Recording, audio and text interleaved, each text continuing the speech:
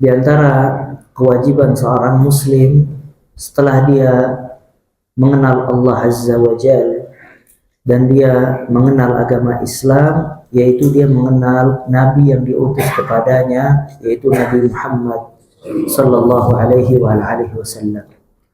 Karena seorang muslim tidak mungkin dia akan mengikuti jejak Nabi sallallahu alaihi wasallam, mencintainya dan berharap berjumpa dengannya kecuali dengan mempelajari sirahnya, kebiasaannya, serta sunnah-sunnahnya. Oleh karena itu, di antara mempelajari Nabi SAW adalah mempelajari sirah, kehidupan beliau alaihi salatu wassalam. Karena kehidupan beliau memiliki banyak pelajaran, khibrah dan ibrah, pelajaran, fawaid, dan yang lain-lainnya. Semakin seseorang mempelajari sirah Nabi SAW, semakin dia mencintai Nabi Muhammad SAW. Karena beliau sallallahu alaihi wasallam diutus oleh Allah Azza wa Jalla untuk menyebarkan agama Islam. Dan beliau berjuang dalam menyebarkan agama Islam agar umatnya selamat dari api neraka Allah. Dan umatnya selamat di dunia dari semua kesulitan dan kesengsaraan. Nabi Shallallahu Alaihi Wasallam mendapatkan ujian yang sangat besar di dalam berdakwah di jalan Allah Azza wa Jalla. Beliau ketika diutus oleh Allah menjadi seorang nabi dan rasul mendapatkan cacian, ujian, celaan, diasingkan, diisolasi hingga berperang dengan kaumnya sampai Allah Ta'ala memenangkan beliau. Beliau ketika menjadi seorang rasul, maka dua putrinya menjadi janda karena dua putrinya menikahi kedua anak Abu Lahab. Sedangkan Abu Lahab membenci Nabi Muhammad sallallahu alaihi wasallam. Maka Abu Lahab meminta kepada anaknya untuk menceraikan anak Nabi Muhammad sallallahu alaihi wasallam. Maka Nabi Muhammad SAW mendapati dua anaknya janda sekaligus. Dan dua anak ini yang kelak dinikahi oleh Utsman bin Affan radhiyallahu ta'ala. Kemudian kaumnya berusaha untuk mengucilkannya, mencelaknya dengan majnun, orang gila, mencelaknya dengan sahir, tukang sihir, mencelaknya dengan syair, orang yang pintar berbuat syair, dan seterusnya. Bahkan ketika Nabi Muhammad sallallahu alaihi wasallam sujud, salat dan sujud di depan Ka'bah, maka kaumnya menaruh di atas kepalanya jeruan onta. Dan antum bayangkan bagaimana besarnya jeruan onta tersebut, hingga beliau susah bernafas. Kemudian salah seorang datang membuang jeruan onta tersebut dan berkata kepada orang-orang kufar Quraisy, "Ataqtuluna rajulan, apakah engkau akan membunuh seorang lelaki yang hanya mengatakan Rabbi Allah, Rabb aku adalah Allah Azza wa Jalla." Nabi SAW tidak meminta kepada kaumnya kecuali satu hal, qulu la ilaha illallah tuflihu, ucapkanlah kalimat la ilaha illallah, niscaya kalian akan beruntung.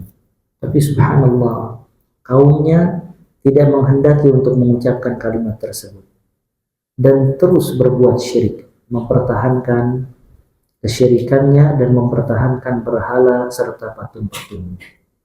Maka Nabi Shallallahu Alaihi Wasallam pernah suatu saat ingin dibunuh oleh kaumnya. Mereka bersepakat ingin memukuli Nabi Shallallahu Alaihi Wasallam. Ketika itu Abu Bakar As-Siddiq radhiyallahu ta'ala an mengetahui, maka Abu Bakar menyelamatkan Nabi SAW dan Abu Bakar dipukul dengan orang-orang sampai disebutkan saking banyaknya darah yang bercucuran di wajahnya tidak terlihat mana mata dan juga mulutnya. Dan Abu Bakar diselamatkan oleh saudara-saudaranya. Dan subhanallah, ketika Abu Bakar tersadar, ibu dan anaknya meminta Abu Bakar untuk makan. Kata Abu Bakar As-Siddiq radhiyallahu taala an, aku tidak akan makan dan minum hingga aku melihat Nabi sallallahu alaihi wasallam. Maka dia digendong dan dipapah dalam keadaan sulit dan melihat Nabi sallallahu alaihi wasallam, baru habis itu dia bisa makan dan minum dan minta doa kepada Nabi sallallahu alaihi wasallam agar ibunya masuk Islam.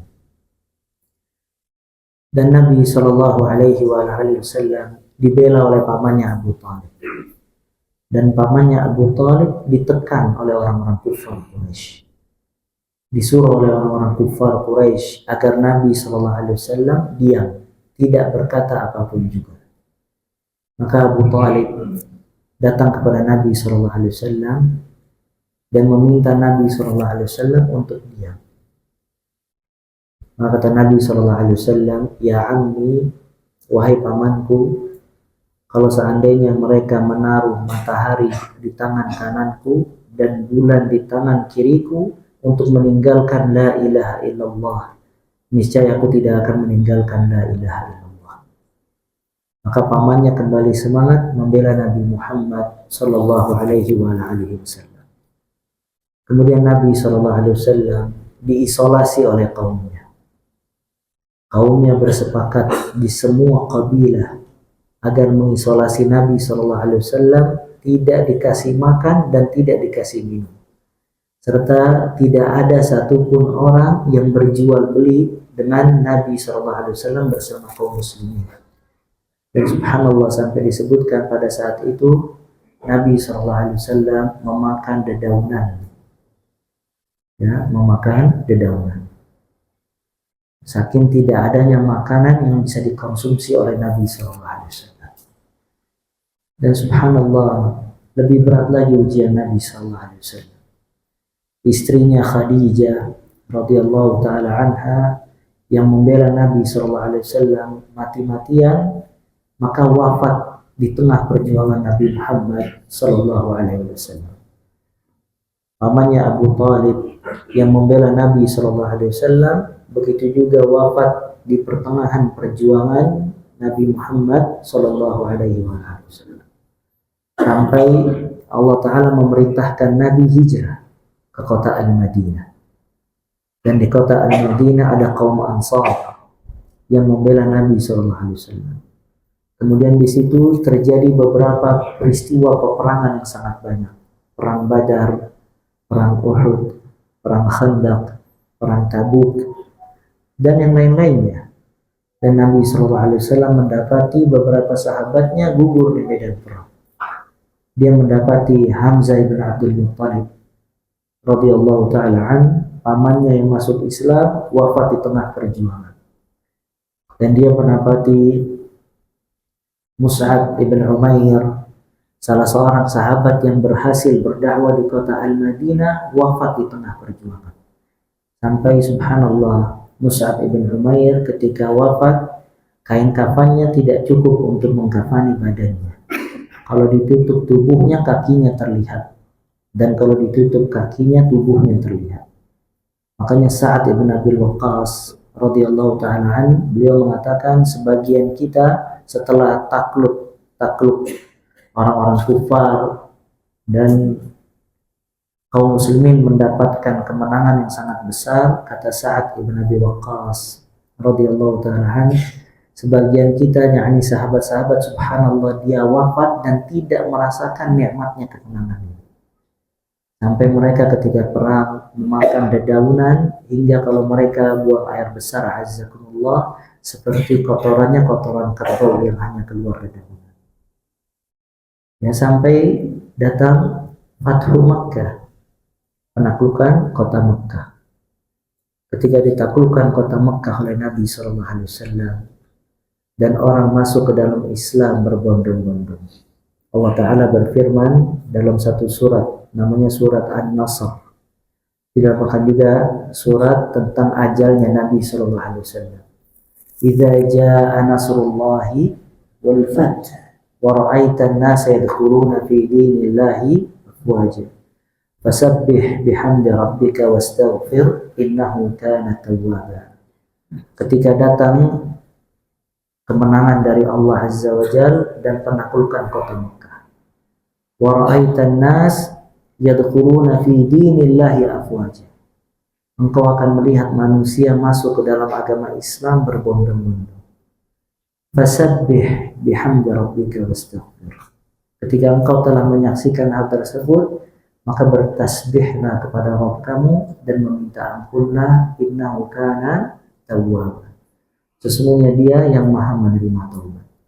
Aisyah radhiyallahu taala anha menyebutkan ketika turun surat ini, dan ini surat yang terakhir turun kamilan secara utuh, ya tidak terputus satu surat utuh yang terakhir turun, surat An-Nasr.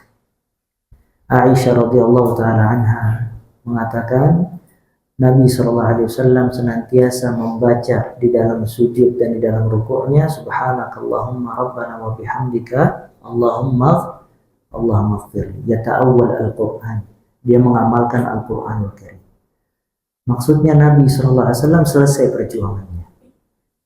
Mekah yang tadinya dikuasai oleh orang-orang kufar Quraisy telah ditaklukkan. Orang-orang yang tadinya kufur telah masuk Islam. Dan semua syariat telah dijelaskan oleh Nabi SAW. Maka ketika selesai semuanya, maka datang ajalnya Nabi Muhammad SAW.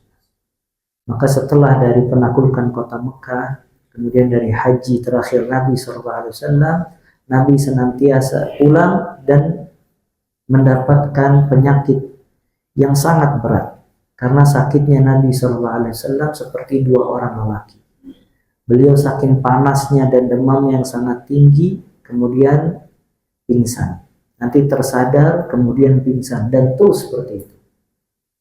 Ya, dan setiap beliau sadar, beliau berkata, apakah manusia telah sholat atau belum? Sampai suatu saat, karena lamanya Nabi Muhammad SAW tidak pernah melihat sahabatnya, beliau minta digotong untuk ke masjid dan melihat sahabat-sahabatnya sholat berjamaah.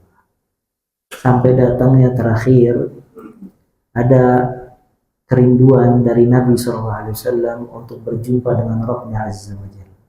Karena seseorang, ya ikhwah, apabila dia telah berjuang beribadah kepada Allah Azza wa Jalla, dia menghabiskan waktu malam pagi untuk berzikir dan mengingat Allah Subhanahu wa taala, maka ada syauq.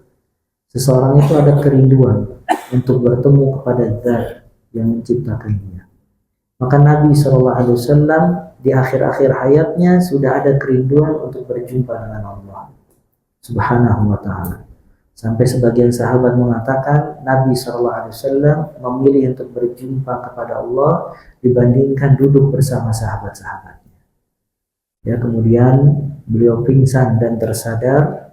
Kemudian beliau mengangkat tangannya ke atas dan mengatakan Ar-Rafiqul A'la, kepada teman yang maha tinggi, yaitu Allah Azza wa Jalla. Dan kemudian beliau menghembuskan nafas terakhirnya.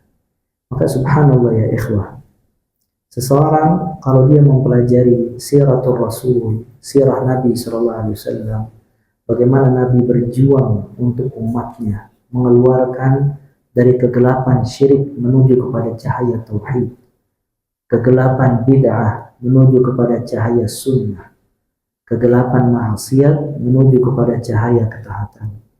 Dia mempelajarinya dengan detail dan dia meresapinya dan menghayatinya. Pasti di dalam hatinya ada kecintaan kepada Nabi SAW. Karena perjuangan beliau melebihi perjuangan dari seorang bapak kepada anaknya. Kasih sayang beliau melebihi kasih sayang dari seorang ibu kepada anaknya.